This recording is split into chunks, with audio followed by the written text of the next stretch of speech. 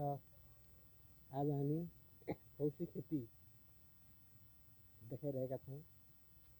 यो वीरेन्द्रनगर सुर्खेत नगरीमा लामो लकडाउनको समयावधिलाई उपयोग गर्दै आफ्नै घरको छतमा मकै पसाइरहेको छ, खान योग्य भइरहेको छ। त्यति मात्रै होइन, सिमीहरू छन्, बोडीहरू छन्, फलिरहेका छन्। वातावरण हरियाली भइरहेको छ। आफ्नै आँगनमा स्वस्थ वातावरण, स्वास्थ्यवर्धक आहार उत्पादन भइरहेको छ। हामी नेपालीहरू, कर्मशील नेपालीहरू, नियमित नेपालीहरू, हामीले चाह्यौँ भने हामी आत्मनिर्भर हुन सक्छौँ।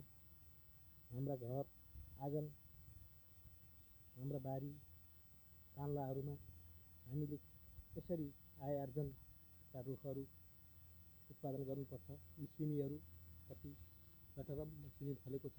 यो घरको छतमा, तेस्रो तलामाथि, यहाँ कुनै नयाँ प्रवृत्ति छैन, मात्र माटो र यहाँ फलिरहेको छ। यो घरको मालिक सावित्र तिमिल सेना हुनुहुन्छ। उहाँले खुर्सानी टिपिरहनु भएको छ, गोडमेल गरिरहनु भएको छ। यसमा खुर्सानी कति धेरै फलेका छन्, कैयौँ बिक्री पनि भएका छन्, फलिरहेका छन्। त्यति मात्रै नभएर यहाँ फुलहरू पनि छन्, विभिन्न रङ्गी फुलहरू। वातावरण एकदम मनोहर भइरहेको छ। यदि हामी नेपालीहरूले चाह्यौँ भने वार्षिक करोडौँ भारतबाट आउने तरकारी फलफुललाई रोक्न सक्छौँ। हामी आत्मनिर्भर हुन सक्छौँ। यी अनौठो उपलब्धि देखेर म आफै चकित भइरहेको छु। किनकि मान्छेले गरेपछि हुँदो रहेछ, जहाँ इच्छा त्यहाँ उपाय भन्छौँ। सकारात्मक सोचले हामीले अभियान चलायौँ भने असफलता भन्ने कुरो सम्भव असम्भव कतै पनि पाइँदैन। यी टमाटरहरू पनि फलिरहेका छन्। सानो छतमा यी करेलाहरूका झालहरू माथि माथि चढिरहेका छन्। सिमीहरू माथि माथि चढिरहेका छन्। जता हेऱ्यो लटरम्म सिमीहरू फैलिरहेका छन्। अझै यसलाई अलि वैज्ञानिक तरिकाबाट आधुनिक बिउ बिजन, आधुनिक प्रविधिको प्रयोग गरेर छतमा खेती गर्ने, कौशीमा खेती गर्ने प्रविधिलाई हामीले उपयोग गर्न सक्यौँ भने प्रत्येक घर घरमा, प्रत्येकका छतहरूमा, कौशीहरूमा हामीले यो उत्पादन पाउनेछौँ। यी लोभ लाग्दा टमाटरहरू यी त्यसै काँचै टप्प टिपेर क्वाप्प खाम भने जस्ता है। अर्ग्यानिक, यहाँ कुनै विषादी छैन, कुनै नयाँ प्रवृत्ति छैन। यो अनौठो उपलब्धि यो सबैले सिको गर्नुपर्ने अवस्था देखिएको छ। हामी नेपाली, खुसी नेपाली, स्वस्थ नेपाली, सफल नेपाली बन्नको लागि हामीले केही गर्नै पर्छ। यो फर्सी हेर्नुहोस् त, यो छतमा यो फर्सी अनौठो छ। त्यति मात्रै नभएर घिउकुमारी छ। आयुर्वेदिक औषधिको लागि अति आवश्यक पर्ने घिउकुमारी छ। काँक्रोहरू फलिरहेको छ। यस्तै गरेर अनौठोहरू उपलब्धिहरू छन्। यी विभिन्न किसिमका साना ठुला मजुला खालका काँक्राहरू खान पाइन्छ। यहाँ अतिथिहरूलाई स्वागतको लागि काँक्राहरू, अर्ग्यानिक तरकारीहरू पर्याप्त मात्रामा छन्। हाम्रो उद्देश्य हामी नेपाली, सुखी नेपाली, समृद्ध नेपाली त्यो अरू कसैले बनाइदिने होइन, हामी आफैले बनाउनु पर्ने हो। आफ्नै हात पाखुराले काम गऱ्यौँ भने हाम्रो इम्युनिटी पावर बढ्छ। हामी रोगसँग लड्ने क्षमतामा विकास हुन्छ र हामीलाई यी विद्यमान यी भाइरसहरू, कीटाणुहरूले आक्रमण गर्न सक्दैनन्। त्यसकारणले स्वस्थ नेपाली, सुखी नेपाली हुनको लागि विदेशको भरमा होइन, आफ्नै नङ्ग्रा खियाएर, आफ्नै बाउ बलि प्रयोग गरेर आत्मनिर्भर हुने एउटा प्रेरणा मिलोस् र यो वर्तमान महामारीको अवसरलाई यो चुनौतीलाई अवसरको रूपमा प्रयोग गरेर आम नेपालीहरूले यो कृषिजन्य उत्पादनमा लाग्नुपर्ने देखिएको छ।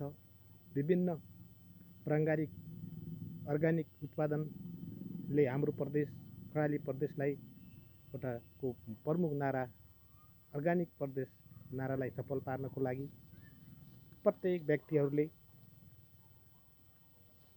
म केही गर्छु असम्भव भन्ने कुरो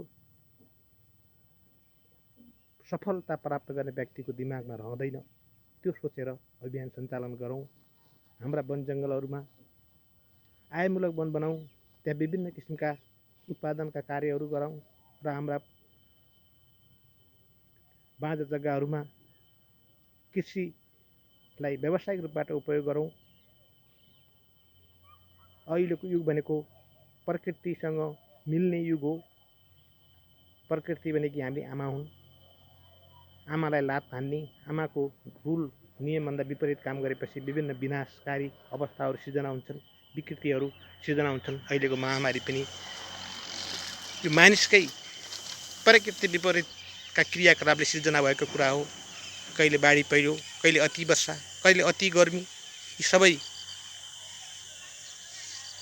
मानिसका प्रकृतिको नियम विपरीतका कामले सिर्जना भएका अवस्था हुन्। त्यसकारणले हामी नेपाली, पौरखी नेपाली, स्वाभिमान नेपाली, आत्मनिर्भर नेपाली विश्वका सयौं देशहरू पराधीन भएर गुलामी भएर अर्काको अधीनस्थमा रहे तापनि हामी स्वाभिमानी नेपाली, कसैको साम्राज्यमाथि हामी शिर नझुकाएका,